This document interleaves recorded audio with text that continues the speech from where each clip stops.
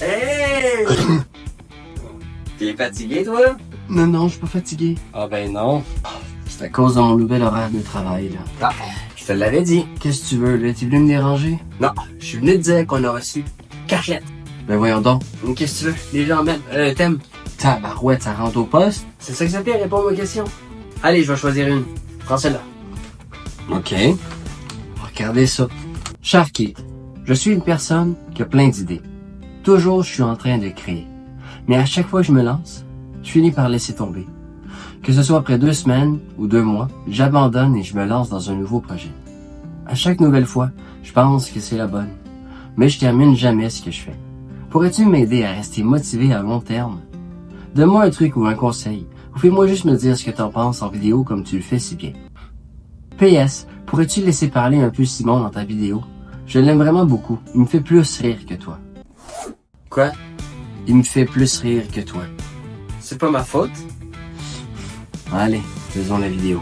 Comment rester motivé en long terme? Il faut que tu saches tout d'abord que t'es pas tout seul. Bon nombre de gens ont du mal à rester motivés en long terme. Toi aussi. Moi inclus. Mais il faut que tu saches quelque chose de très important. La motivation, c'est pas quelque chose que tu peux te procurer comme quand tu t'en vas te chercher à manger. La motivation, il faut que ça parte de quelque chose. Il faut que ça parte de toi. Et justement, laisse-moi te dire, qu'est-ce que tu as besoin de faire pour rester motivé? Il faut que tu sois discipliné. Je suis pas en train de dire que t'es pas discipliné, là. Mais c'est quoi en réalité la discipline? La première chose, c'est de faire ce que tu dois faire même quand ça te tente pas. Parce que je sais ce que c'est. Quand on commence un nouveau projet, on est super motivé. Et donc, on en fait beaucoup. Et puis, au fur et à mesure, on finit par en faire moins. Et après ça, on arrête de le faire. Alors, si t'arrive une journée que ça te tente pas, ben fais-en au moins juste un peu. Et pour continuer avec ça, dans pas long, je te parle du pouvoir des habitudes. Mais restons encore avec la discipline. La discipline, c'est aussi d'éliminer toutes les sortes de distractions. Ton téléphone, les notifications et tout le reste. J'ai justement fait une vidéo avec Boost Matinal qui explique comment éviter toutes les sortes de distractions. Tu peux aller voir sur YouTube, liste de lecture Boost Matinal. Une autre chose aussi, c'est de jamais sauter plus que 2 jours à la fois. Encore une fois, si tu décides de prendre une pause pendant une journée, ben ta journée peut se transformer en 2. Puis après 2 jours, c'est dur de repartir après. Et c'est normal. Donc, pour revenir au début, si jamais ça te tente pas une journée, fais-en au moins juste un peu.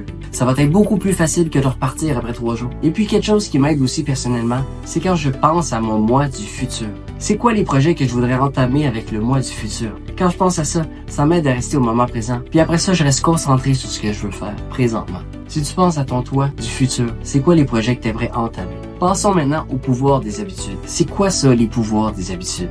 Parce qu'il faut que tu saches aussi que autant que c'est facile de défaire nos habitudes pour en prendre de mauvaises, que c'est tout autant facile d'en prendre de bonnes. Et pour ça, il faut que tu en fasses un petit peu à chaque fois.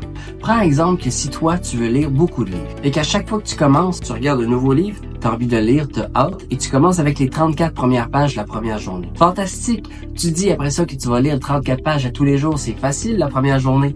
La deuxième journée, ben tu y arrives avec un petit peu plus de misère. La troisième, c'est encore plus difficile, mais finalement, tu y es arrivé. Au bout de la 4e journée, ça se peut que t'en lises 14. Et puis après ça se peut que t'aies pas le temps. Et puis à ce moment-là, tu vas dire, ah ben tout bad, je le lirai une prochaine fois. Mais le livre va prendre la poussière. Alors c'est quoi le pouvoir des habitudes? C'est par exemple te donner comme objectif de lire seulement 10 pages par jour. Fais juste imaginer qu'est-ce que ça donne 10 pages par jour au bout d'1 an. Prenons en considération que chaque livre a en moyenne 250 pages. Eh bien, au bout d'1 an, si tu lis 10 pages par jour, ça te fait 14 livres en 1 année. Et donc, si tu prends l'habitude d'en faire juste un petit peu à chaque fois, en long terme, t'en fais beaucoup plus. C'est le même principe aussi si tu veux faire de l'exercice ou si tu veux manger santé. Le mieux, c'est de pas y aller trop fort en commençant. Le pouvoir des habitudes, c'est quelque chose d'absolument magique. Et ça marche très bien pour moi. Un autre truc aussi pour commencer, c'est de concentrer ton esprit en mode robot. Parce que je sais que quand on commence un projet, on a toutes sortes d'idées dans la tête, qui sont pas les bonnes, du genre, est-ce que c'est vraiment une bonne idée? Mais qu'est-ce que je suis en train de faire là? Ça serait pas mieux que je fasse autre chose à la place? Eh bien, si tu concentres ton esprit en mode robot, ça va t'éviter d'avoir ces mauvaises pensées-là et de te concentrer uniquement sur ton projet. Avec moi, ça marche aussi, encore une fois. Une dernière chose aussi, ne jamais regarder au bout de ta montagne. Prends en exemple quelqu'un qui escalade une montagne, justement. Eh bien, lui, sa prochaine étape, ça sera pas de regarder en haut, peut-être de savoir où est-ce qu'il va déposer sa main pour monter d'un étage de plus. Tu vois, c'est le même principe. Toutes les personnes qui veulent atteindre un objectif ne regardent jamais l'arrivée, mais connaissent seulement sa prochaine étape à franchir. Alors, vas-y un pas à la fois. Petit peu par petit peu, et sois reconnaissant des petites étapes que tu auras accomplies. Puis il y a de la gratitude. Alors voilà. Quoi? Oublie pas que je devais parler dans la vidéo. Ah, c'est vrai. Tu veux le mot de la fin? Ben oui, je vais faire le mot de la fin. Vas-y. Alors, c'est tout pour la vidéo. Restez connectés.